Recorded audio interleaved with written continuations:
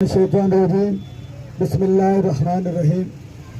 मेरे नहायत वाजिबुल एहतराम दोस्तों, बुजुर्गों, भाइयों, साथियों, अस्सलाम वालेकुम। ये जो आज की तकरीब है, जनाब अली जहाद MNA वफाकी पार्लियामेंट सेक्रेटरी दफा और कायदे सियालकोट ख्वाजा मोहम्मद आसिफ साहब, उनकी हदायत के मुताबिक हम सब दोस्तों ने इस रैली का इनकाद किया है। और ये रैली का मकसद ये है कि हम अपनी पाक फौज के साथ शाना बिशाना खड़े हैं। इन जालिमों ने जो पाक फौज के लिए अपनी जबान इस्तेमाल की है, हम उसको मुस्तरद करते हैं।